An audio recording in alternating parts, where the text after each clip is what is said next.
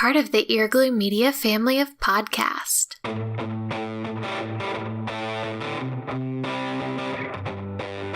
You're listening to the Cantina Cast, your home for thought-provoking Star Wars talk. Join Albert and Jonesy in breaking down the latest news, trailers, movies, and of course, your favorite characters from a galaxy far, far away.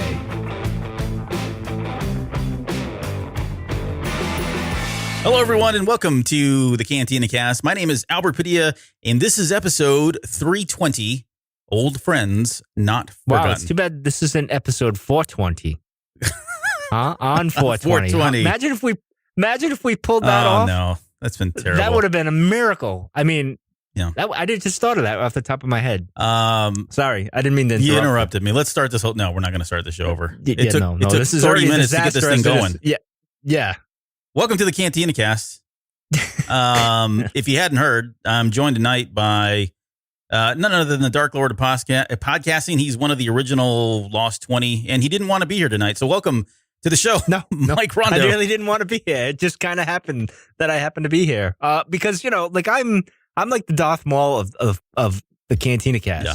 Like I've been killed off several times, and yet I still come back seeking revenge. And feeling better, right? I mean, I understand you're in pretty good health. Well, Saturday I was I felt like something was in my chest, and I was getting a little concerned. I was blaming the wife, but she was saying, no, you went to Lowe's on your own the other day, so it's on you. Yeah, you texted me, and I thought, oh, man, he's a goner. He's not going to wake up tomorrow. Yeah, no. I'm here. I'm good. You can't kill... I'm like Darth Maul. You can't kill me that easily. So I'm here to talk. The reason why I'm here is because it's the Clone Wars. You can get me to... That can always lure me back into talking about these things. Sir. Which could be 3 more episodes, and we'll never hear from you again. So quite we're all lucky. We'll see how that goes. There's been a Jonesy hearing of late, so if you listen to the CAD episode, Jonesy phoned into the show that we did, so that was good. I'm very replaceable. It was fun. Yeah, we don't have any news to talk about, so we can talk about that. Absolutely none. Great to hear him back, at least talking to us. So I told you guys, I kept telling everybody he's there, he's around, he's coming back. Calm down. He's in the shadows. He's just in the shadows, lurking. Yeah, exactly. He's that guy that's got his half face in a window. Right, you can see him. He's looking at you. You're looking at him. Creepy. Yeah. Anyways, yes, boy, let's talk about this. Let's get into it. Let's talk about this episode of the Clone Wars. This is episode 9, I believe, of season 7. Old Friends Not Begotten or Not Forgotten, which is obviously a line from Empire Strikes Back. I thought it was the title because I was on tonight. I thought it was because I came on the show. Old Friends Not Forgotten. No. Yeah. I'm kind of an old friend. No, I'm more of an adversary, I think. But anyway, old adversaries worth forgetting. Yeah, not forgotten. Worth forgetting. Yes. No, that's the name of the episode is also a callback to Empire Strikes Back. But so before we get into this, spoiler warning, we're going to get into break it all down. Hopefully you've seen it by now. If not, go watch the episode. Spoiler warning stuff. You've already all seen it. If you listen to a podcast, my God, the spoiler warning thing's it's like a pet peeve of mine. I'm sorry. No, that's okay. I'll keep doing it. I'm done with my rant. I'm good. But give me your... I'm really going to make a lot of friends tonight. You're on a roll on it, or a tear, however you want to look at it. But give me your quick 30,000-foot overall thoughts about this episode, and more specifically, compared to the first 2 arcs, if that's even fair. Well, this is what I think we were all expecting from the start, something like this. But as I said last week when I was on, when we were talking about these things, Dave tends to build these things up. And of course, sure enough, the arc before that with Ahsoka showed where she was going to be mentally going into this. But it's funny because we were talking about when we did the last show, we recorded that Thursday, like the night before or whatever. I forget what it was. Before the episode. So, or it was before that, whatever. You said you were going to stay up till whatever to watch it. And I did. And I was like, I was like, you know what? I'm going to do that. I'm going to try to do that. But I passed out because these late night things just don't work for me anymore. And I'm a night owl, but I couldn't do it. So I passed out. And then I got up in the morning. I want to say around 6:30. I'm like, oh, crap. I forgot all about the Clone Wars. And then I checked my phone and I saw you put a message on Discord with the wow. I'm like, oh, all right. I gotta just click the button. I hit it. And as soon as I saw the Lucasfilm, I'm like, okay, all right, this is real serious. Mm-hmm. We're going to like real uncharted territory, so to speak, with the thing. And then we saw the Blair, the title, like I guess the title is really the fortune cookie of it. Really, I guess in a weird way. I don't know. It's not really. I don't know. But anyway, that was kind of weird, but it was cool. It felt like, okay, it's not out of place. It's different. It's special. And as you got in your notes here, I'll jump ahead right here. I'm like, oh, this is like the opening happened and the battle was progressing. I'm like, oh, they're going for like the movie feel here. Yes. Like I'm like, oh, well, I mean, the Lucasfilm thing in the beginning was your clue right there, right? Right. Yeah. So I knew it was going to be different, but I didn't think they were going to go for the big home run. Well, I wouldn't say it was a home run. I would say it was a triple right off the bat. I'm sure the home run's coming up in the next few episodes. But what about you? What did you think? Because I was like, all right, I like put it on and I saw the Lucasfilm thing and I perked right up. Like I was laying down on the side, like, yeah, all right, I'll just watch it, see where we're going here. I'm sure it's good. And all of a sudden that popped up. I'm like, okay, I got to stand up, and that's what I did. I sit up and watched it, and it was great. But what are your thoughts? Well, I if you go look at our social media pages, I posted my immediate thoughts after watching this thing at 3 a.m. Or whatever it was my time. But yeah, I mean, it was very clear right out of the gate that this was something different, and I'll go ahead and use the word special.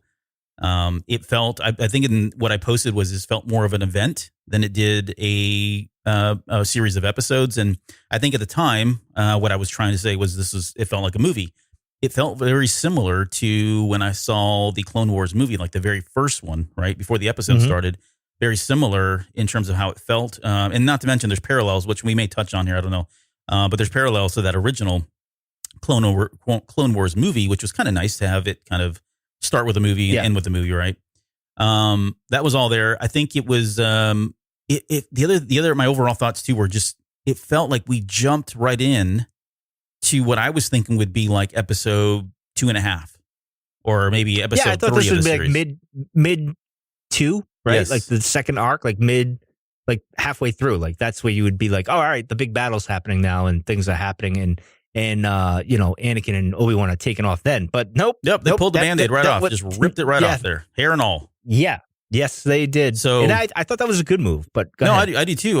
But now, and we'll get to this at the very end, like, okay, so now my mind's going around like thinking, what are they going to do with like an hour? And don't get me wrong, there's still a lot that has to happen, but I'm excited more than I ever was because a lot of the things that I thought were going to be the meatier parts, they've just kind of put to the side.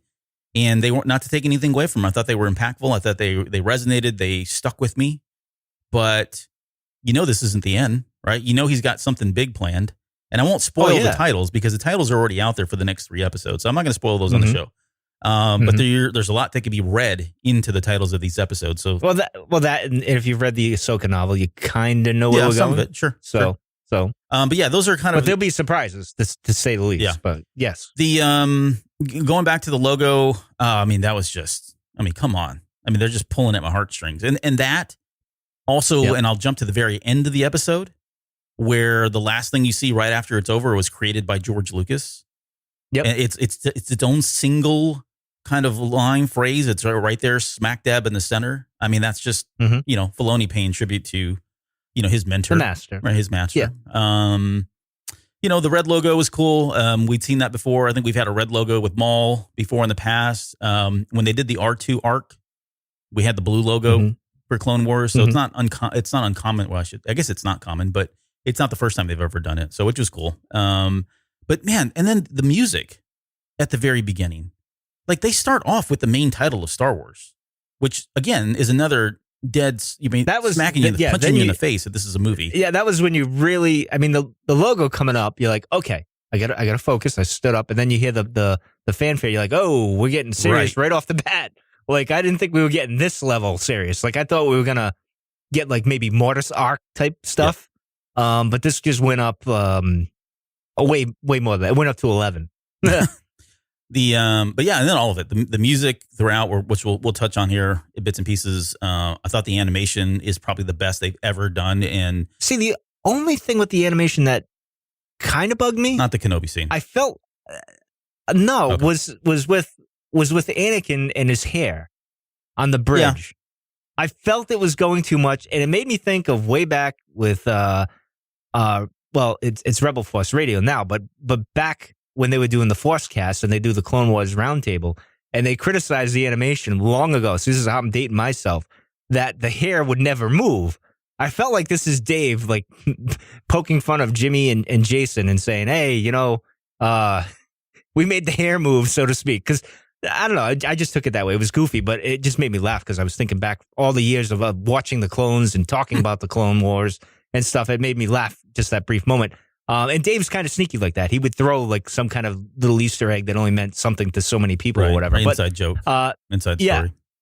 Exactly. But that was my only gripe about it. Otherwise, the animation was fantastic. So, but yeah. No, the pacing was great. There really weren't a lot of moments to breathe, and I was okay with it. I don't think we needed them as much here. I imagine it's going to slow down at some point, right? I mean, they can't keep their foot on the gas pedal this long. Well, I think that last episode, I hope, slows down, and we get the after effect, so to speak. Mm-hmm. The rise and fall of storytelling. So to speak. Yeah, and he would probably, if I know Dave, would do that, and that's kind of what George did anyway. But continue, sir. No, so those are kind of my overall thoughts. Watching this thing for the first time, and I think since then I've now seen it. I may have seen it about 7 or 8 times, and because it's just a quick watch, and it's so satisfying on a whole lot of different levels that it's definitely worth a viewing or two. But so let's get into the opening narration because we get the typical what's his face doing that, right? Yep. But it was cool that we got to see Kanan early on, and I got a question out of the gate here about whether or not. Do you think now, because they've kind of set it up, right? I mean, we knew that shot was in there.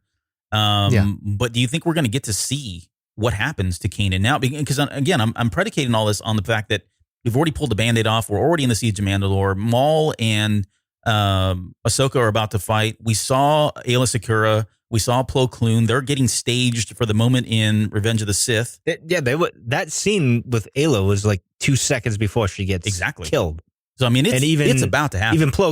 Even Plo Koon, that was basically 2 seconds before we see him in Revenge of the Sith. Right. So if they're there, are crazy. Even right, if they're there, then we're gonna. There's a very good likelihood here that we're going to see something like we may see what happens to Master Bilaba and Kanan and how he escapes. I don't know if I'm not sure we will, only because we got the comic, but Dave might want to tie it in. And he would do that extra scene. If we get that moment, like I said, like the last episode, we get like 10 minutes of like the after effect. And he kind of throws that in like almost like Broom Boy at the end, right? Yeah. You see Kanan kind of just looking up at the stars or whatever and trying to figure out what's next or something like that. Or if he can work in a wolf in somehow, right? To kind of tie it all together. I don't know. Yeah. Well, he's got his ways of doing those things, of tying things in. Wolf references especially. Yeah. So... I wouldn't be surprised. So, we saw Commander Bakar in that scene, so I was happy, finally. But yeah, I don't know where they could go. I'm curious about that. Hold that thought. We're going to come back to that. We'll speculate a little bit later. Okay. So that was all cool, the opening narration. And then we get to this planet Urbana and the 212th, which is awesome. And it did feel like Christophsis all over again. Oh yeah, that battle. Yep. That battle on the bridge, and I mean, there was just a lot of parallels there, and I'm sure that was all intentional. Right? Don't make no mistake about it. That was, Filoni. He's the writer for all 4 of these last episodes, and I guarantee he was doing that. But I think the one thing that stuck with me out of the gate was, that's the third time I've said that. The one thing that stuck with me, even in the first viewing, was Kenobi kind of coming in and rescuing, the 212th and Cody and all that. But it immediately hit me right then and there that. I mean, he took a bullet for him. Cody isn't right. Yeah, and Cody's gonna turn around and backstab this guy in just a few moments here. Yeah, and that makes it sting a lot more. I think. Yeah, and that was, of course, that's deliberate. Yeah, that was deliberate with Filoni and how he did that. And even Obi-Wan had that look of like maybe having something a little off. Like it just seemed a little. He had that look of that was the thing we were talking about with the trailer. What was he doing? What was he thinking at that point? He had that look of, he had a scowl on, but, he came right back to what he was, Obi-Wan, good old Obi-Wan and stuff. So, I don't know.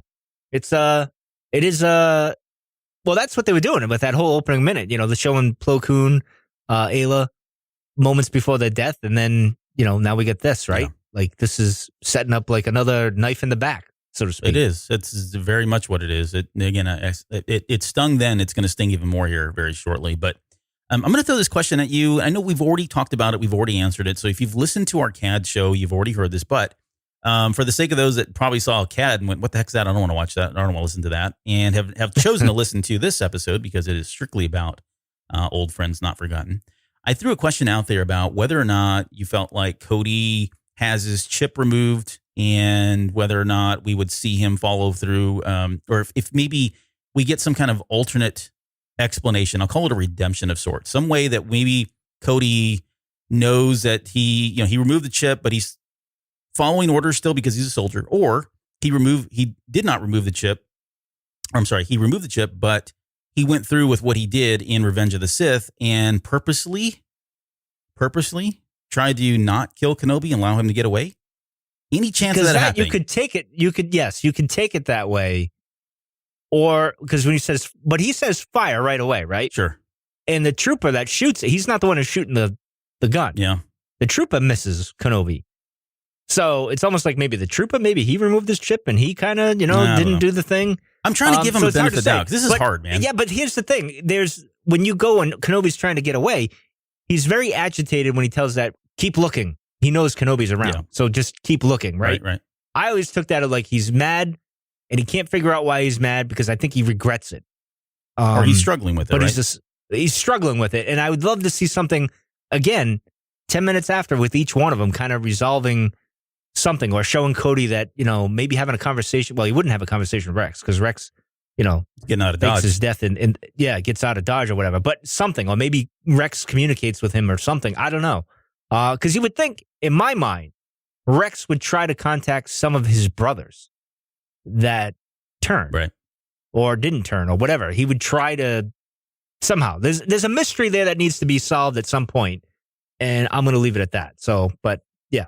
Well, the darker one is the first one I said, where we get a situation where Cody did remove his chip, and he's not impacted by the Order 66, and still goes through with trying to kill Kenobi because at his heart, in his mind, he is first and foremost a soldier and he's just following orders. I mean, I don't think they'd go there because that's pretty deep and, there's a lot of psychology that leads there. To a whole other, that brings to a whole other bunch of stuff to bring up. But yeah. I don't know. I like it. I like it too. I like it. I don't think it's going to happen, but it's fun to talk about.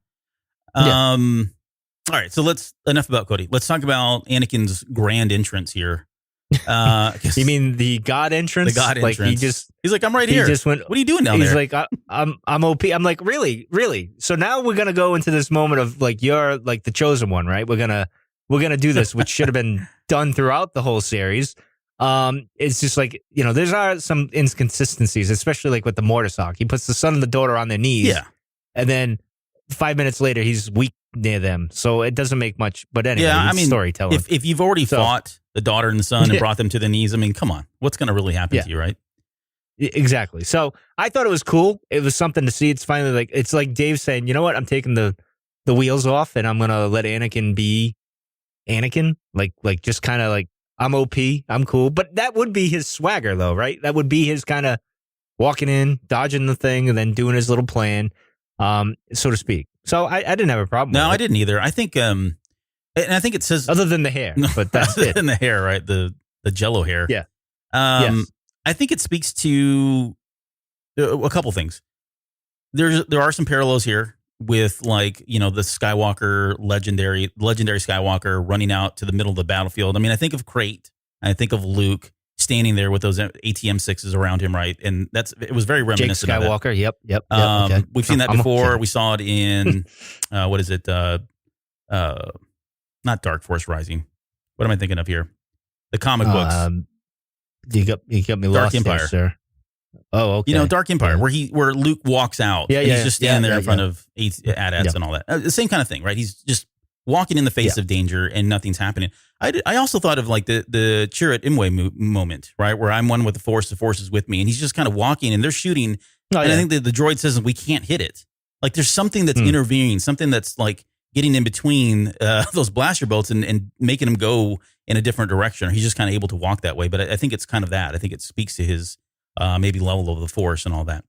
And I think the other thing that this scene does is I thought it was really cool to see Kenobi just go with Anakin. Like he trusts Anakin so much at this point, especially when it comes to combat and tactics and all that. He's willing to just say, you know what, this is not what I would do, but I know better than to try and stop you, right? He even says that. They balance each other, Absolutely. both styles.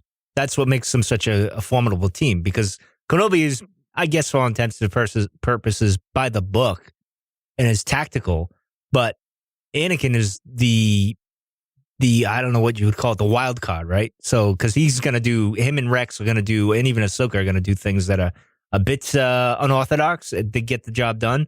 And Kenobi is used as a decoy a lot of those times for that. But it works out. You know what I mean? So, let's talk. This is the first moment. Well, not probably the first moment. There probably were other ones. And I, unfortunately, in all those viewings, I have not run down, and I really want this because I think they're going to release the soundtrack. I really want to find a way to isolate the audio from all of these episodes and just listen to the audio and just take in the music, because in this moment we get our first kind of callback, or I guess maybe our second one at that point, to original trilogy or just trilogy in general music, and it's the scene where the sail barge, the sail barge, where right? he does his little flip, and it's a Return of the Jedi theme, right? That's what I call it, because that's really hit return. That's when Luke does return as the Jedi. And we see that here, and we hear the whole thing. The whole thing just plays out, which I was not expecting. Like, it really adds. I mean, I love Kevin Kiner, and I love the music that he does with the Clone Wars. I've always loved the work he does. He did some amazing stuff on Rebels as well. But there's just something really magical, obviously, about the John Williams stuff. And when we hear that mixed in with the Clone Wars like this, and especially when it's Anakin, I mean, it just elevated that scene, right? And there are other scenes that we're going to talk about here where I felt like it did elevate that scene. It's already a great scene in itself. You throw John Williams in there, you throw that moment, and it just stirs up a lot of emotions, I think, at least for me personally, it did. Well, I'll get to my music moment that really got me. Oh, I know what it is, because you texted me like immediately. Yeah. Just because it's one of my favorite moments in the prequel trilogy. I don't know why. I just love that moment, but we'll get to that when we get to it. Anyway. Let's talk about the Fulcrum controversy. Oh, yes. This is the big issue in our Discord for some reason. I didn't think, now listen, when it happened, and I remember saying to myself, the Fulcrum thing, like, oh, that's a nice Easter egg, Dave.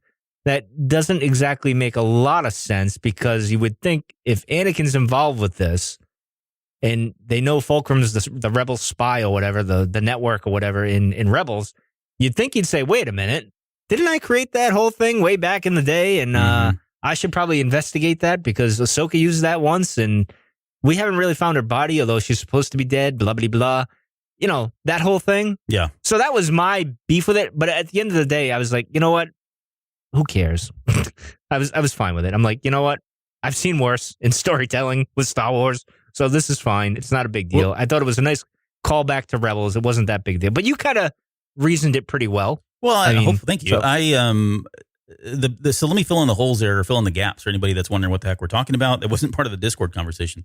That's where I saw it. Yeah, no, and that's exactly where we were talking about it. But to kind of set the stage, they receive the transmission right after, the 212th runs in, the 501st is on their jetpacks flying around doing that whole thing, and they receive that transmission and says, we received a transmission from someone using your frequency, Fulcrum. And then Anakin says, Saw Gerrera. Kenobi says, perhaps the siege at Alderaan has taken a turn for the worst. And so the controversy, I guess, and I'm using air quotes here, but the controversy is that Fulcrum was something that we did not hear about, did not know about until the Ahsoka novel. And then later on, it was picked up in Rebels, and we find out that was the kind of code name that Ahsoka was working under. And then later on, we find out that it's been other people like Cassian Andor, and they've been using this handle of Fulcrum. And so I guess the controversy being that maybe it robs some of that, because it's being now out of nowhere, or I guess I should say, we finally hear that it's, that word, that term Fulcrum was used even back in the Clone Wars. Does it change anything though? No, I don't think it does. Even if Vader, because not everyone's reading the books. Sure. Well, I just meant even in the world, right? Let's move forward. True. Let's say Vader, not Anakin, but Vader hears the word Fulcrum. Yes, I think he's going to hear it. He's going to recognize it, but it doesn't do anything to him. If anything else, it just fuels him even more, because he knows that the rebels are using a term that he came up with a long time ago for the sneaky espionage stuff that's kind of undercutting him and underbiting him all the time, right? I think that's cool. I like that idea. But it's an inside job, so he's working with Urso, right? Yeah, they both. Right. Yeah, destroying it from within. That's what they're doing. So yeah, I kind of saw it as a code name, and I assume that Anakin, created it for Saul originally and said, "Hey, now that we just liberated your city and planet, whatever, if you ever have a problem, because we don't want this thing to go, it was so pivotal, right? We don't want anything to fall apart. So if you ever have a problem, use this frequency that I'm calling Fulcrum to call us." And that's why Kenobi says, "Oh, Saw Gerrera." And turns out, no, it's not Saw Gerrera. Well, Ahsoka was aware of this as well. Oh yeah, she was there. Right. She was mostly there. They weren't even there all that much. Yeah. So I think at the end of the day, though, you're right. I think it was a way just to tie it back to the Clone Wars, tie it forward to Rebels. And really and I think the way they're using this name later on is just kind of a tribute, I guess, right? For the idea that Anakin Skywalker had come up with. So anyways, that's kind of my thoughts around it. But I did like the discourse that we had, right? The conversation that we had. I thought it was great. Yeah, it was fun. It was fun. So yeah, we get to where are we at? Oh, so Anakin's trust in the will of the Force. So later on they get up onto the ship, and I thought this was a great moment because it was like you could see how excited that Anakin was, that he was it was almost like he was trying to rationalize why Ahsoka had to go through what she did and why she had to be expelled from the Jedi Order, and then why ultimately after they invited her back in, she's like, "No, I'm good. I'm going to go do my own thing." He got excited and was like, "See, this is exactly why, she left the Order, because she had to leave the Order in order for us to, find out that Maul was out there, and then we can stop Maul, right?" I think Obi-Wan was right, though, calling him out. You're just trying to rationalize something. Yeah, exactly. Because, you're just trying to, it's like a vision, like a Force vision. You're trying to, it's like Ezra was trying to interpret it one way when it was really just, it could be multiple ways. You know what I mean? Sure. So, and that's why he said I'm cautiously optimistic about it. But this shows Anakin in his mindset going forward in a few weeks here when he turns on everybody, is because he's rationalizing what he does for Padme and everything. This is Anakin does this all the time. This just highlights it right here. I don't think it's ever been really brought up on the Clone Wars as right to the forefront like this one was. Like, this is like right in your face. Like, you're just trying to, maybe in the Clovis arc, there was things that were, you could say he's trying to rationalize some things here. So, but this definitely was like, hey, you're just trying to rationalize these things so you feel better about things. And especially because Ahsoka kind of gave him the cold shoulder at the start, really. She wasn't very warm to either of them, right, to be honest. Yeah, she was all business. I mean, yeah. So, and that was more of the Padawan trying to show I'm more assertive, I'm more of an adult now, I'm not the child I was when I left type of thing. Even though she's still got a little Ahsoka in her there, that little girl, so to speak. And Anakin's still that brotherly figure. So, I mean, it all worked out well. I liked it. It was good. Yeah, I think it was, I think Ahsoka is who taught Anakin to say, "You may disperse with the pleasantries, Commander. I'm here to put you back on schedule." Yes. This is where he learned that. I'm kidding. Yes, absolutely. That's a deep cut. Let's see. Okay, let's talk about Ahsoka's appearance, because I think this is one of the better moments, even as subtle as it was. If I had my thing, I probably would have done it a little bit craftier. And Dave Filoni, you're listening to the show, and I'm going to give you some feedback here. But I was really hoping that they would have shown, I don't know, her feet first, right? A low shot, have her feet coming down. Oh, like Return of the exactly. Instead of seeing her down. Full shot, or at least seeing her full figure there, the smoke and everything. Oh, sure, let's do the whole thing. Yeah. But we didn't. Well, we're this big in the episode, we might as well, right? Why chintz out at this point? By the way, it was nice seeing R2 do something. JJ and Ryan Johnson. It's nice to see R2 actually doing what he can do. On the bridge? On the bridge, and even running over to the Ahsoka with some love. Well, that was the moment that's the moment that kind of hit me, because you can see he is moving really quickly. Like he's super excited, as a droid can be, to kind of see her again. Exactly. And then they have that special moment. She touches him, and you can see it on her face, that kind of thing. And then in the background, we had another Which was funny about that moment is she's trying to be all assertive and tough, and like, I'm the changed person, changed girl. And R2 comes over, like, all right, melts. I can't. It's like anybody would melt, like, all right, except for Darth Vader, he would shoot him. But other than that. Right. Yeah. And in the background here, we get another magic music moment. This is Yoda and the Force that's playing from The Empire Strikes Back. It comes up a little bit later again as well. But yeah, it's just Did it come up in Rebels though when she sees him? I can't remember if who that's sees who. when Ahsoka sees Yoda in Rebels. Remember when she's running out of the cave there? And Yoda appears? It's either that one. I would have to go back and watch. It's either that one or it is what's the other big one? Yoda and the Force. Okay. Yeah, Yoda and the Force, or no, what's the other one? Darn it. I'm drawing a blank right now. There are two that are very similar. All right. Pull it up. Pull up the soundtrack while I'm talking. Let's go. Continue, right. sir. Anyways, but yeah, that's a great moment. Yeah, we talked about Yeah. her cold shoulder and how she kind of treats Anakin there, which I thought was fitting. Because again, she's all business. But I want to talk about Bo-Katan because she's such a cool character in this. Like, I mean, if you've watched Rebels, she's a great character already. I really get to know her there, and we've seen her already in the Clone Wars, but it's a little different, right? Because she better show up in the Mandalorian. That's all I can say. So well, hold that thought. Yes, I will. But yeah, I mean, what we've seen from her prior to this is she's been kind of like the bad guy, I guess, right? Is that fair? Or she's just trying to. Yeah. I don't know. I think she was just trying. Well, it's all your point of view. She was trying to do what was best for Mandalore. And it wasn't. She didn't believe in the whole pacifist moment because I mean, look where the pacifist movement got them. Nowhere. They lost their city. Yeah. So she's more of the Anakin Skywalker of the Mandalorians, so to speak. But yeah, she's a great character. Yeah, no, we got to see some of her leadership qualities that we know are going to play out a little bit later. So spoiler warning there. Although she does lose it pretty quickly. We'll have to. I don't know what happened there, but anyways, she's got a great moment in here when she's talking to Kenobi, and she's talking about Maul. She says he murdered their ruler, my sister. I thought she meant something to you, and then Kenobi responds back, she did and still does. And it's great because in those 2, 4, 5 words, she did and still does, they do an amazing job of animating that to the point where I feel like you can totally see him react emotionally to her and then let it go. Like he welcomes, like he invites the attachment, and then he lets it go almost within a split second. And it's so Kenobi. Unlike Anakin, right? Who was watching and looking at him saying, wait a minute. What's going on here? Whoa, hypocrite. So yeah, that was a good moment.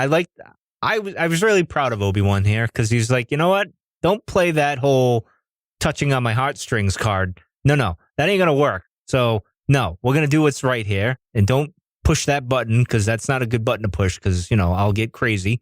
And he just stuck to his guns. And I thought that was great. And I thought it was great that they zoned in on Anakin looking at like, well, wait a minute. Yeah, he's almost got his eyebrow up like, Yeah, because something's going to happen and whatnot. So maybe he sees this as a moment of like, okay, Obi-Wan chose to do the logical thing and not with his heart, and we still had this whole disaster, right? Yeah. Like things aren't going to go so well, so to speak. And maybe so in his mind, he's like, well, I'm going to do the opposite. I'm going to do what I want for love, and maybe it'll be a reverse effect, although ends horribly anyway. So I don't know. Just a thought. No, it's a good thought. And we'll talk about that again here in just a minute when we talk about Anakin's alternate plan.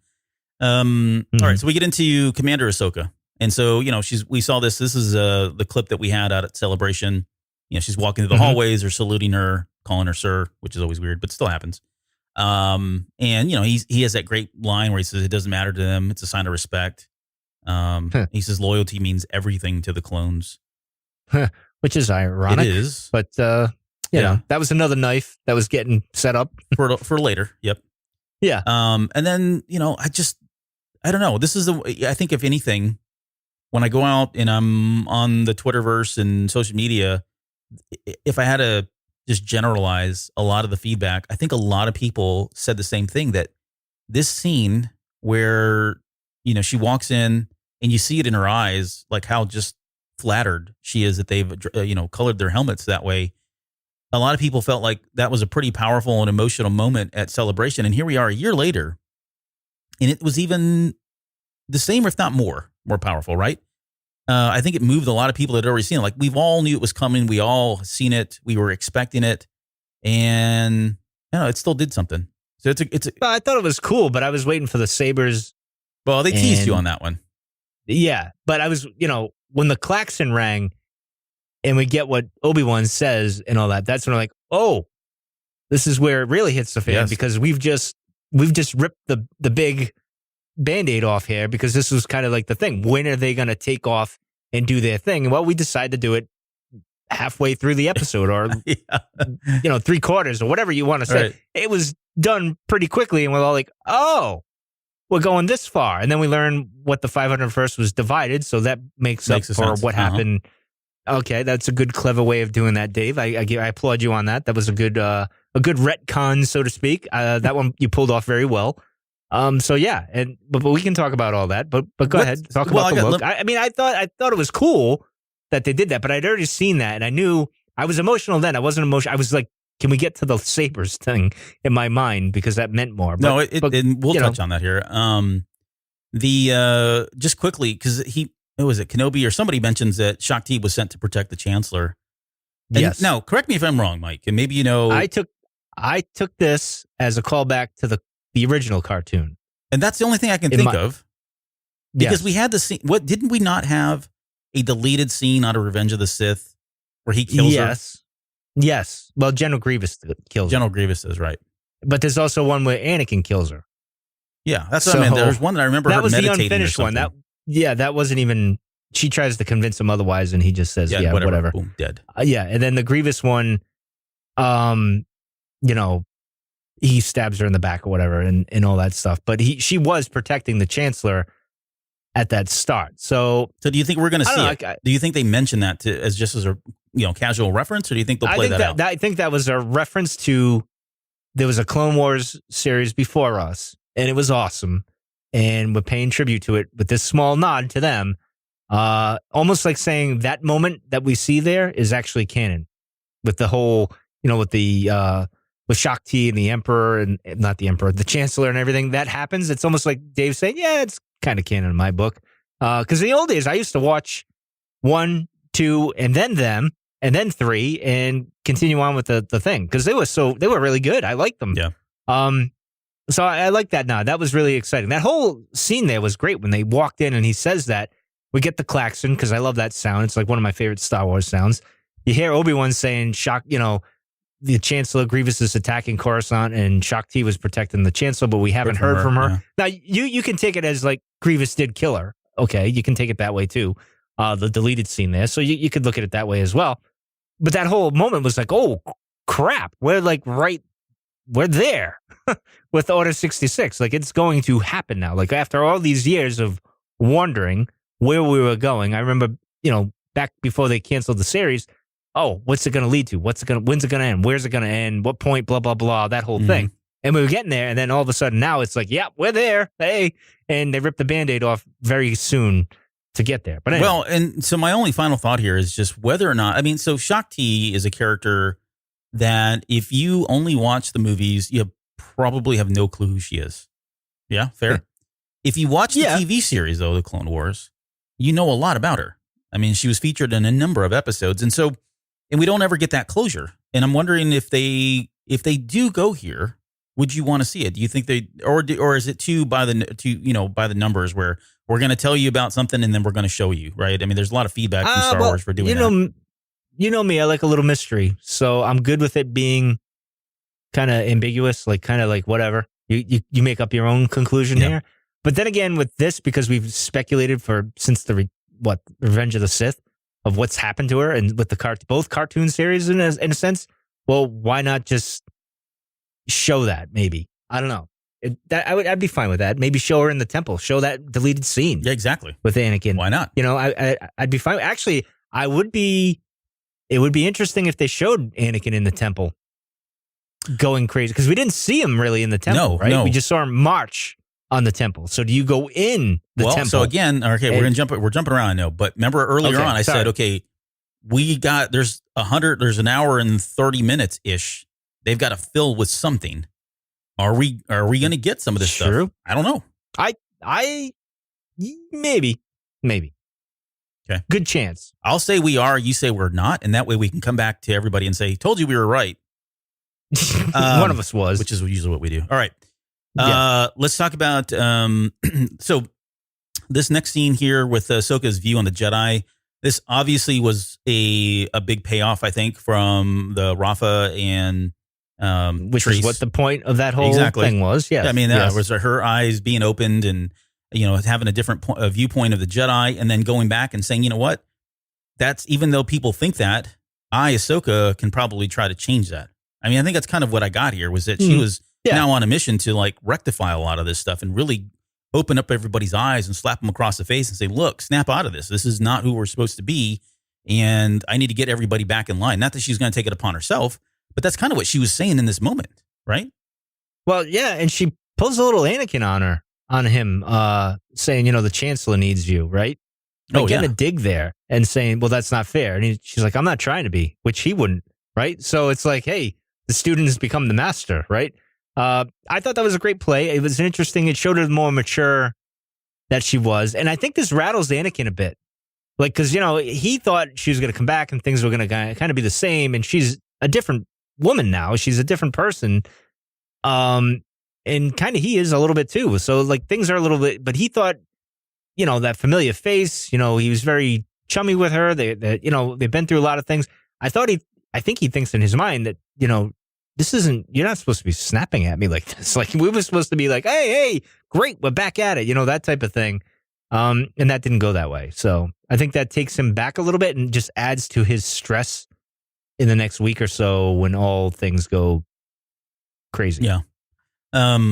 We get Anakin's alternate plan here. It's great when, when Kenobi's like, no, we're not going to go do that. We're actually going to go save the Chancellor.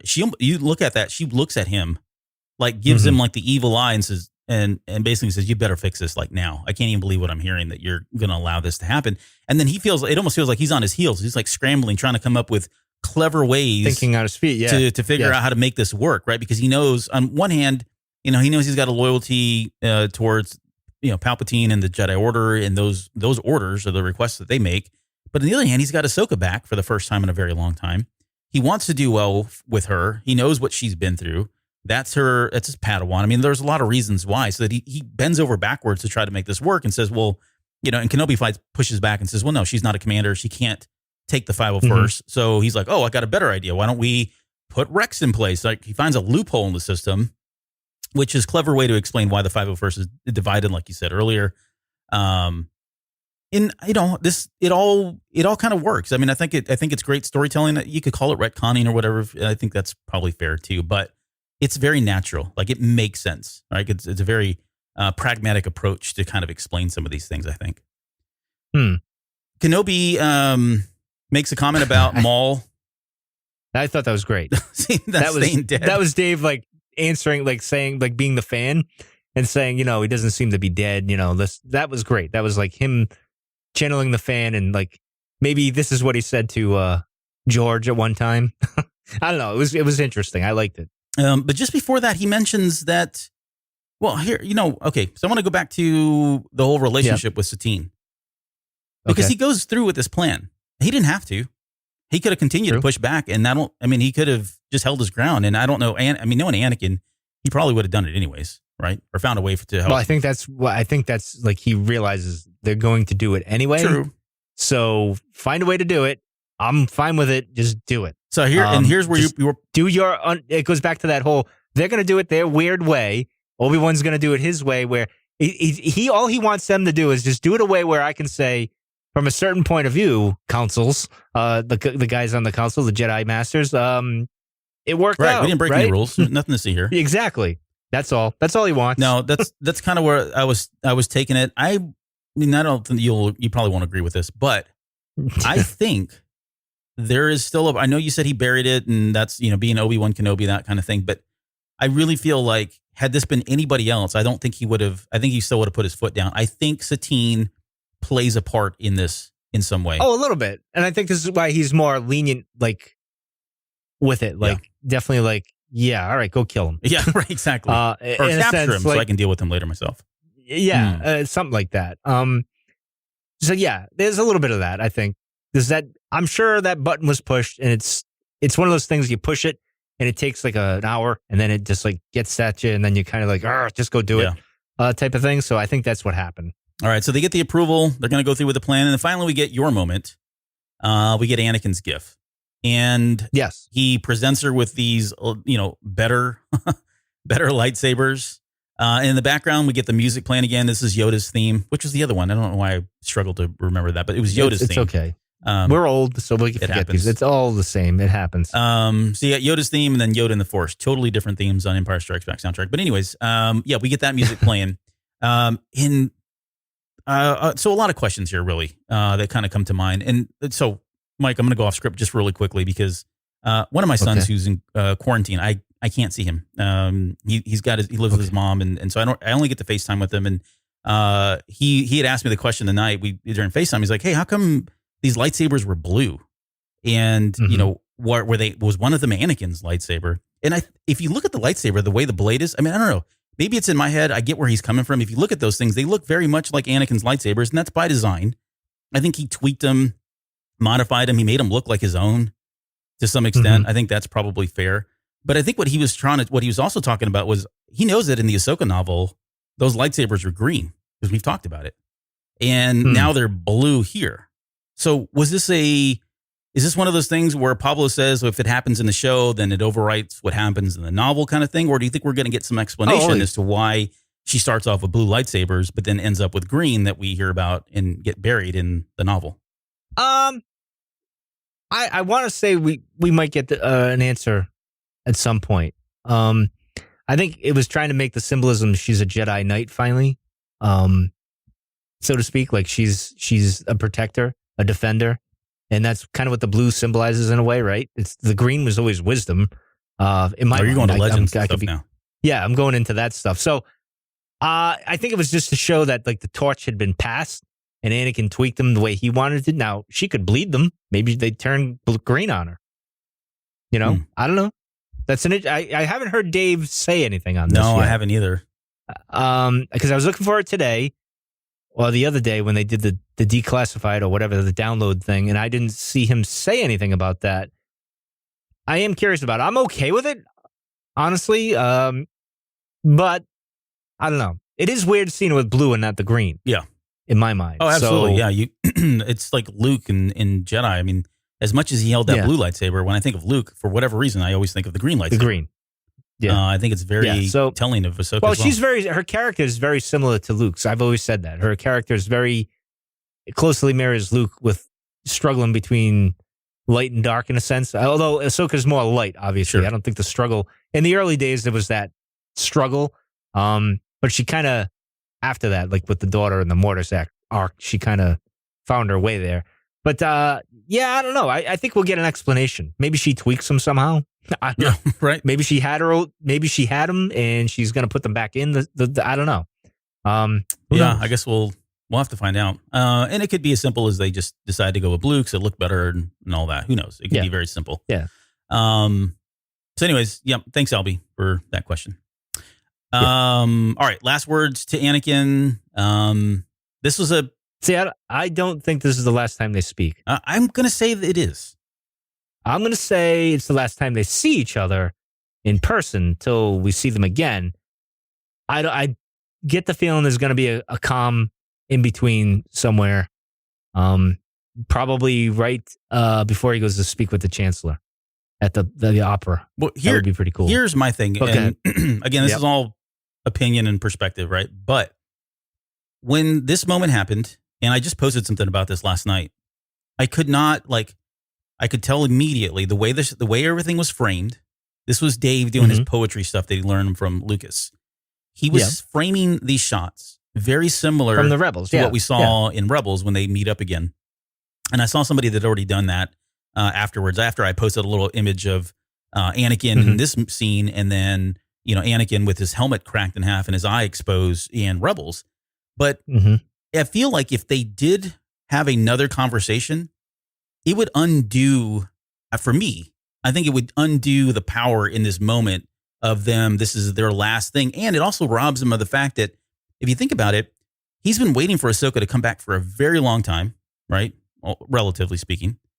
He's missed her. That's pretty obvious. He's so excited. He's like a little puppy dog when he sees her. He loves her as either, as like a kind of a Padawan master thing, older brother, younger sister relationship, whatever you want to look at. but they don't honestly. They really spend hardly any time together. Like all of what we saw from the moment they meet to the moment they depart again is very, very small. It's he's almost robbed of being able to have any kind of meaningful conversation or connection with Ahsoka again. Outside of the lightsabers, they don't even really get to talk very much. Well, I can see that where it goes to the line where like he feels like what she's thinking about, and he's like, "Well, you abandoned me" or whatever. Where he says that to her, and she says, "I won't do it this time" or whatever. Yeah, in Twilight of the Princess, she says, "I won't leave you, not this time." Yeah, and it kind of ties into that. But I would like one more. It's just me, and you may disagree with me, and I trust Dave to do it right if he does have a communication via whatever, because I imagine they would kind of have a hollow at some point, and that would be the end of it. I'm fine with either one. How's that? Like, if this is it, I'm good with it. If we get one more thing, I'm good with that. When he calls her Snips, and that's the end of it, and I'll be happy. Right. I mean, I'm only kidding. Yeah. I mean, Snips I'm fine either way. You think they're going to use those? That would be funny. That would be funny. But I don't know. But anyway, continue. All right. Well, let's get to the Siege of Mandalore. Yes. First off, what did you? Which was awesome. Yeah. I mean, go ahead. It was. I mean, there was a lot going on. We're not. We can talk about Ahsoka's, race to the bottom kind of thing. She's I'll race you to the platform. That was a great moment. We had seen that was that in the trailer at Celebration? Yeah. Yep. And that's the poster when she lands. And that's the poster that we got handed, which very fond of. Yes. And this is the moment where you got your music moment, right? Yes. When Ahsoka lands. This was, well, no, it's before that. When she just jumps out. Okay, yeah, it starts there for sure, yeah. So when I take this musical cue that when she jumps out and you hear the theme in the beginning of Revenge of the Sith starting to play, the hero kind of theme of like the last hurrah of Obi-Wan and Anakin as they go after the broken hand, that starts playing. And as it's going through the battle, she's doing her thing. I'm thinking, this is happening at the same time in my mind now. So when I watch Revenge of the Sith, that opening, Ahsoka's and Rex are doing their thing, attacking Mandalore. That's, in my mind, that's how it syncs up. That musical cue, which is the brilliance of Dave, George, and John Williams throwing them all together, making that happen in my mind. So I don't know. You think I'm crazy for thinking that? Because that's how I take it. Absolutely. Yeah. I think you're 100% right. And Mike Rondo, it was confirmed by Filoni himself. So look, if you go back, how about that? No, yeah. So I know Dave's a big fan of mine. No, I know whatever. we talk all the time. On. Yeah, I mean he's texting me right now. Yeah. What he wants to do for the next. Send him the voicemail, Dave. Yeah, exactly. We're busy, Dave. But go ahead. I lost my train of thought in that silliness. I'm sorry. No, okay. I threw you off. I know my friendship with Dave is unbelievable. It throws everybody off. But go ahead. Jeez. So yeah, in that moment. A couple things. One, there was somebody, and I can't remember the name of this person. Who was it? It was on Twitter. Somebody posted that link in Discord. What is this guy? Lights Camera Pod, at Lights Camera Pod, if you want to go follow them. But they put a side-by-side or one over the other view so they played the movie and then they're playing the song that from the scene in this episode together, and they linked it up so that you could see what's happening. And you're right. I mean, it's exactly happening at the same time. But then you also got Filoni, who came out and was talking about all this. And he said that at that moment, these events that we see right when she jumps out like that, he wanted those to coincide exactly beat for beat, minute to minute with what was happening in Revenge of the Sith in that opening sequence. So there you go. Exactly. See, I knew these things. So that was that was the cue. The music was a way to kind of tie those two together there. Exactly. That was when as soon as we get the whole klaxon and that whole thing was hitting the fan, and then that just kind of confirmed it. Like, oh, okay, we're like on the same day. This is happening at the same moment, and I thought that was awesome. That was great. It was great. It was a little subtle thing too. It wasn't like, only like you would pick up on it. You're like, oh, okay, you get it. You either get it or you didn't get it, and I of course caught it because that's just how I am. But anyway, let's continue. Dave Filoni in your back pocket over there. Yeah, well, yeah, we're working on the next animated series with Luke and all that stuff. So whatever. So one other thing that he said that's interesting, and I want to get your thoughts on this. He said that from this moment on, as well in the TV series Clone Wars, that from here on out, it's all about Ahsoka and Rex. And yes, you assume, because I did see that part where he was talking, And that obviously made sense. I mean, because as you get closer, it's like, okay, we know the Anakin, like he even said, that's the Skywalker saga. We know Obi-Wan, and those other stories will be told in different ways. Obviously the Obi-Wan series and stuff. So this is really Rex and her at this point, right? Yeah. We don't have Ventress anymore, unfortunately. You don't have any of the others other than this is it. This is the two that are the series, really. They're the ones with, like you said, you see it through their eyes, and that's what we did. So this is the only way to end it is with them.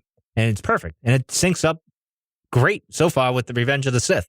So yeah, I think for me though, in the question I was going to ask was whether or not that changes anything about what we see in the next hour and a half. Because I know we've been speculating, we'll see Anakin in the temple and all that, but I don't know. I don't know that we're going to. I kind of feel like I feel like the last hour and a half now after that comment, and that comment just came out, I don't know, yesterday or whatever it was. Yesterday. Yeah, I think so. Right? Yeah. But it feels almost like he's like kind of setting us up to, or setting expectations about, you may not see Kenobi and you may not see Anakin, or you may not see anything with Order 66 that pertains to them. It's solely going to be focused on Rex, Ahsoka, and then the ancillary characters in the Clone Wars like Plo Koon and Aayla Secura and a number of maybe even other Jedi that were very prominent in the Clone Wars but necessarily weren't in the movies. Maybe? Yeah, I mean, no, I think like it would be cool to see the Jedi temples get attacked by Anakin in the 501st. Yeah. Do we need it? No. I think what would be more important is the aftermath. Yes. With the main characters. Even if it's Kenobi and Anakin, throwing them in near the very end with the aftermath. Like, I think the great moment would be him looking at her sabers, closing the box, and then walking out on the bridge and, like I said, seeing Tarkin and the Emperor and the Death Star there. Like him walking out and you see that, and that's that shot right there. It brings you right to the very end. That would be pretty cool, something like that. I think they need to wrap it up that way. He would do that. I don't think we're going to see all that. I think it's going to be Order 66 happens with Rex, Ahsoka, and Maul, and they're all dealing with it and getting the heck out of Dodge. And that's kind of how it is. And then there's an aftermath where we kind of see where Maul goes off, maybe. And you might see him meet up with some people from Solo. All that stuff, how that happens. I don't know. That's, I would like to see all that stuff. It would be cool, but do we need it? No, I don't think so. No. So, but again, the way he's syncing all this up, we're in for some surprises, and I'm fine with it. So I can't wait. The siege on Mandalore, as cool as that was, don't get me wrong, it was awesome. Everything from Ahsoka, doing her thing, and then we've got Darth Saxon flying around, who looks like Darth Maul. I mean, come on, what a fanboy, right? But you've got Death Watch flying around, that whole thing, and it was a great battle, but it felt like it was short, and I don't know if that's not the whole siege, right? I mean, I think there's got to be more to it. Oh, no. You watch the trailer. There's a moment where they're on a platform and looking up, and then the Republic is invading. And that's probably the start of Order 66. I don't think they're coming to help them. I don't think, and I think that's where they're like, we need to get the hell out of here. We're screwed. Yeah, like Rex kind of knows like it's coming and lets her know and whatever. I think that's what happens there at that point because why would they be sending the Republic in if they're already there, right? Like this division is there. It's not for reinforcements at this point. They're very limited at that point. Now it's more like, nope, we're pushing the button and you're all gonna die, type of thing. So yeah, which ties into the whole Mandalorian, the Siege of Mandalore and all that. So well, and there was one thing here, and I've maybe crazy. Yeah. Okay. But the idea that they retreated underground into the Undercity, I think that's the actual term that they used, was the Undercity. I mean, it's kind of weak, but it is interesting that that's where they go. And then later on, the Mandalorians are living literally under the city again. And it just feels like there was a way to, I don't know if he was trying to do this consciously or not, but it feels like that was a way for him to kind of tie it even to the Mandalorian in some way to show you that, look, this is where they learned that they can live and survive when things aren't really going so hot above ground. Their natural instinct is to, I wouldn't say retreat, but take cover and hide. Yeah, exactly. So that they can live another day, fight another day kind of thing. Yeah, like the Jedi, so to speak, except, well, I guess they were living underground. I don't know. But, I would think the only thing that was weak in this episode, besides, Anakin's hair flowing so naturally, is the battle that kind of took place underneath. And as it was happening, I'm like, well, wait a minute. They're separating. This is what a Sith Lord does. Sure. And this is what Darth Maul does. And then that kind of got predictable there.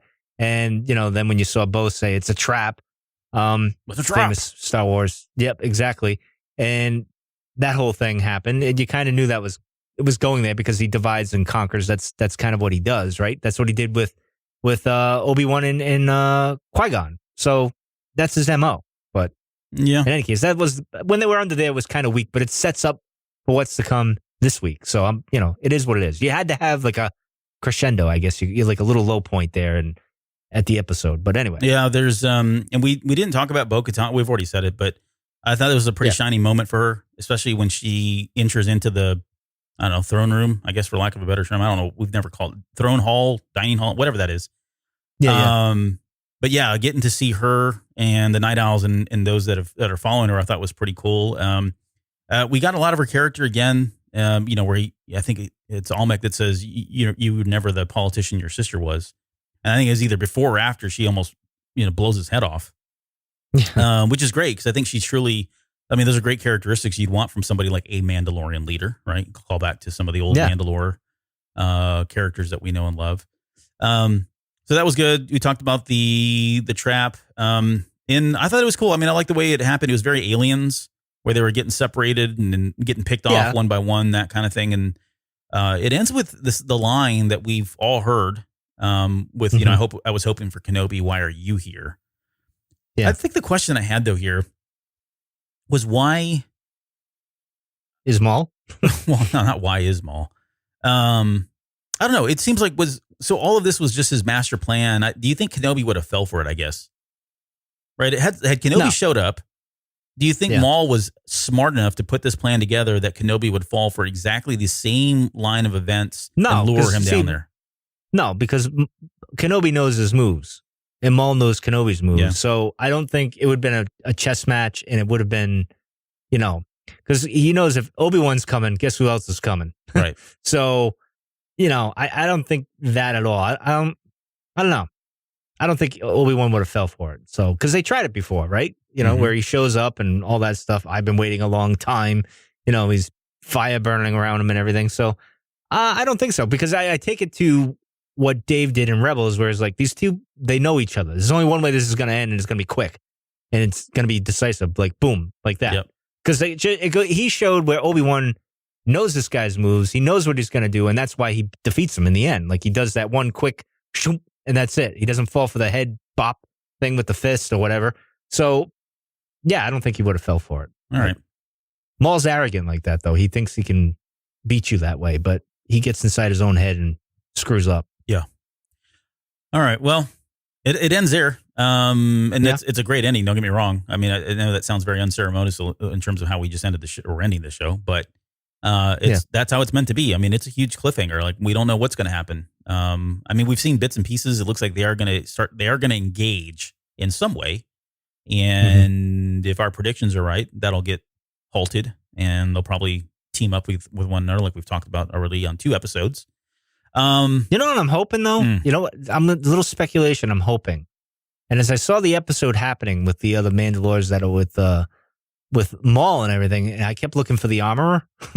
I'm like, where is she? She's got to be around here somewhere. And I'm saying, wouldn't it be cool if she's the one who fixed his saber? Fixed Maul's saber? Yeah, like made it a certain way. Like, wouldn't that have been cool? Yeah, because he's got a different saber. Yeah, that we see later on, especially in Rebels and then Solo. Yeah, which I think would be pretty cool. But that's just me. We don't get. You know what? The other thing too, we kind of glanced over this, but they didn't talk about, like, if you watch the Clone Wars, your last recollection of Maul was Palpatine capturing him. If you didn't read the comic, exactly, that's my point. Like, you had to read Sons of Dathomir to understand what the heck happened and how he got to. Well, that was supposed to be an episode. So, there is that little gap. But do your homework, Google search. What do you think they'll fill the gap? Do you think at any moment they're going to have like a Maul in Ahsoka, and she's like, "What are you doing here?" And he suddenly starts, going down memory lane. And they flash back to that. I don't know if they'll do that, but I think he's going to like monologue to her, right? He's going to do the monologue. I think that's coming. So yeah, that'll happen. And I don't know. I think he reveals the truth to her, and she's kind of figuring out as he's saying it, and it kind of clicks in with her. And then Order 66 happens, and then she's like, "Yep, he was right." And they kind of do that, like we've discussed already, that they kind of work as a team begrudgingly, so to speak, and Rex kind of might get hurt in the process somehow or some way or whatever it may be. I don't know. It's a curious thing, sir. Yeah, I mean, a lot of questions. If he doesn't do it, I'm almost thinking too that, I mean, there's an opportunity for Gar Saxon to talk about it, or Rook Cast. Mm-hmm. They may do it. They were both there as part of that whole Sons of Dathomir and getting him out of the Citadel. Was he in the Citadel? I forget where he was trapped now. Wherever they broke him out of. Oh yeah, So maybe there's. I don't know if it was a Citadel. There was another thing, wasn't it? Maybe it was. I can't remember. I have to go now. back and pull the comic. But either way, since they were there, and you see the characters. I mean, Rook looks cool. She looks like Sabine though. But Rook, that threw me off. I'm like, Sabine. But you know, unless you've read the book or the comic book or watched, you wouldn't know, right? You may know who Gar Saxon is if you watch Rebels, but but you wouldn't. Yeah. Anyways, exactly. So I don't know. I mean, I think I'd prefer Maul and her have a conversation. Like, you know how exactly. Well, no, coffee with Maul, where she's kind of taken as a prisoner yet again. And he's just telling her these things, like, cause that's what he tries to do. You know, he did that with Ezra, right? Trying to, as we said, I think it was in Cat or the episode I was on before, the Sith tell the truth and the Jedi lie. Yeah. So, and she's already questioning the Jedi, right? Like, so this is all going to mess with her head in a sense. So I don't know. I think he'll kind of say it. Maybe Saxon will say something and, you know, we'll get that. Or maybe they have a conversation while they talk or something like that. And I don't know. We'll find out soon enough, right? All right. So let's end it with this then. I guess final thoughts and predictions. What now? I mean, we've already gotten what we were thinking would be the first 2 episodes condensed down into the first, like, I don't know, 20 minutes. Yeah. Not even 20 minutes. The episode's like 25. But but what do you think at this point? Are we going to get Ahsoka Tano captured and then rescued? Are we going to get more from Order 66? Are we going to see more death from the different Jedi and how that happens? Or, you know, are we going to see the struggle with somebody like Rex having to kill and shoot his brothers that are trying to kill him and not him understanding why? I mean, there's a lot of things that can happen here, a lot of dynamics and there's a lot of ways this thing can get really dark really fast too, right? I wonder if Rex goes like shell shock because he's having to kill his own brothers. I can see it happening, kind of like, for sure. Like he's lumped over, and that's why Ahsoka's kind of grabbing him. Because he's very big on the loyalty of the clones, right? Oh, yeah. So that would screw with his head in a bad way, but he did it because he loves Ahsoka, and he knows that's what's right. And the clones don't even have a choice, and in one essence, he doesn't have a choice either. So he's just doing what he's got to do to save Ahsoka and himself, and you know, I don't know. That I think maybe that's what happens, and he gets shell shocked instead of like Maul doing something to him, or one of his brothers doing something. Maybe he just like kills a few of them, maybe a close one, and he can't handle it, and he just kind of shuts down. That would be an interesting if they would do that in the Clone Wars. I don't know if they would do that, but that would be a side of like war that they don't show that they should probably show. Yeah, that would be pretty cool. I don't know if we'll get that though, because when you see the trailer, he is kind of humped over and like he's hurt, and she's kind of guarding him. So I don't know where we're going with that. So that I to be honest, I really don't have any other predictions other than, you know, we get 10 minutes of them with the fallout, Ahsoka, Maul, and Rex kind of teaming up in some sort of a way to get the hell out of Dodge, and that's really it. That's all I think is off the top of my head that I could think of. But I know I'm going to be surprised about a bunch of other things. I don't even know. I really don't. How would you feel? How would you feel if we get, let's say the Bad Batch comes into this, okay? I don't know how it's figured out. You figure that part out. But they get there, and Echo, we get to actually see Echo tell Rex and some of the other Wolf and Cody, or not Cody, but Wolf and Gregor and maybe some other clones, that this is about to happen. Like, it's imminent. Any minute now, this is going to happen. Rex hears it. believes it 100% now. This all makes sense, right? It's the final piece, and he trusts Echo, to no end, right? And they go through the process of removing the chip. Like we actually get to watch that, and maybe that's why he's hurt. Maybe he's reeling from whatever he had to go through in order to remove this chip. And maybe I'm being overly dramatic here, but the idea here being that we actually get to see them remove the chip, or at least be told about it, whether they show it or not. I'm just trying to figure how did they fill in the space here of an hour and a half? Would you be interested in seeing that? It's possible. I thought he removed it already, but I could be wrong. No, right? I believe so too. And I'm not saying that he hasn't. In my head, he's already, especially with the events as they are occurring right now, he's already removed it. But there's nothing to say that he can't, that he didn't. And if they dedicated 20 minutes. Rex has always been kind of questioning the war anyway. And it's told, because you go back to the deserter, and he had a conversation with him and all that. Like even like Ahsoka herself, like they're part of, it's one of the same, really. They were both a part of this group. They thought it was this. They were all rah, rah, rah. And then as time goes on, the war goes on, it wears you down. And then you see things a little bit different. And then you realize, wait a minute, this isn't right either. So it makes the decision easier, like leaving the Jedi Order, like leaving the clones and taking your chip out and kind of saving your friend at this point, because that's all that really matters at this point, and the hell with everything else, right? So I really don't know, but I'm sure we're going to see many things that we didn't think we were going to see. I just can't. I'm drawing a blank right now on things that I maybe thought of before, and I just can't think of now. Oh, no, that's fine. But what do you? No, got? that was the point. Yeah, the point of this is the point of that question was, I think there are things that we always just either assumed, or things that we've talked about but has never been shown, right, in the movies, never been shown in the Clone Wars. We've heard in interviews mentions that sort of thing, and I think there's a great opportunity to fill that space that we've got left here of an hour and a half with some of this stuff. And that is one thing for me, at least. I want to know how. I'm tired of assuming he removed the chip, right? Because it's a big deal. Like, how did that conversation happen? Like, what was the turning point? What triggered? I mean, because up until now, he's just heard this and that, and he's speculated, and he's not really sure. Nothing's been confirmed. But what was it that finally convinced Rex to say, you know what? It's going to happen. I know how it's going to happen. I know what they're capable of doing. I have to do something about this, and I need to tell as many people as I can, or at least those that I trust, to do the same thing. I think there's a great story there. And if we don't get it, that's fine too. I mean, again, I'm just trying to, fill the show out to an hour and 50 minutes. But yeah, I mean, there's stuff like that I've just always wondered about. And it feels like we got a lot of space here now. We've got a lot of runway here to kind of play with that stuff. You could also have where the Bad Batch shows up and Rex has to kill even Echo. Oh, like that would be, or Echo saves him from the Bad Batch, or pays that debt because Rex saved him or whatever. So, and believed in him. That would be interesting. Because I don't even imagine, like, does Echo even have his chip in him? Did they even find it? We don't know that. There's a question there too, right? So I don't know. I mean, I don't think we're going to get the Bad Batch at all, which I think kind of sucks in a way, but that propelled Rex's character and his mindset going into this. So it did serve a purpose, but I think everyone was waiting to see, are they going to show up?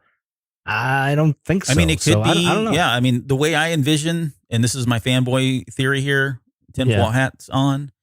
The way I envision this is Ahsoka getting captured. Everything looks really doom and gloom. And, there's the big rush of all of these clones that are coming to kill them, kill Ahsoka, kill the 501st, anybody that's, whatever. And the Bad Batch doesn't have chips in them. And they come in and swoop in and save everybody and end up dying themselves. They don't live through all of this. But that would be a way to introduce them. Could be their last hurrah. Right, their last stand. Right? It's a good day to die, boys. And they do it for Rex. Yeah, could be. I don't know. Possible. Dang it. We're going to find out. We need to find out, man. I know.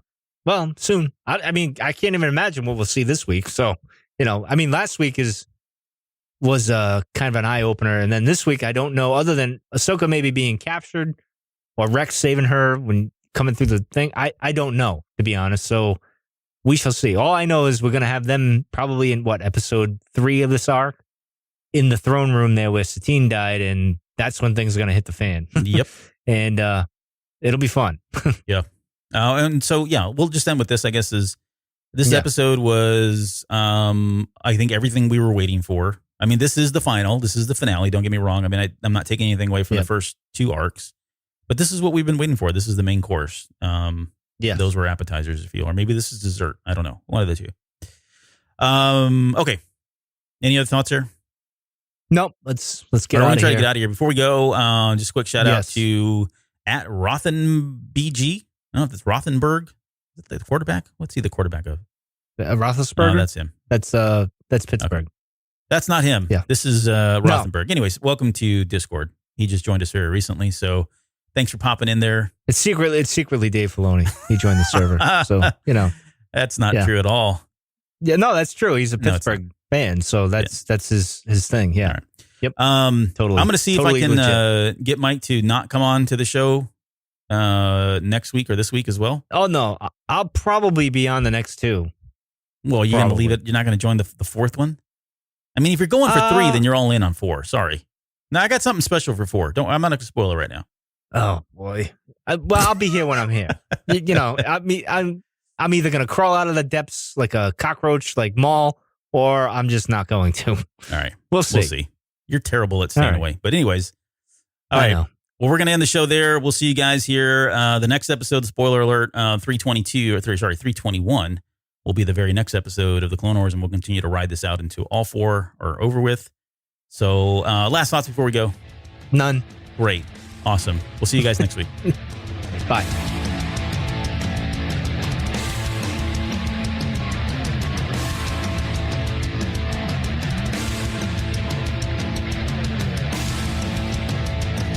You're still listening? Wow, that's amazing. Well, I'm here to give you the disclaimer.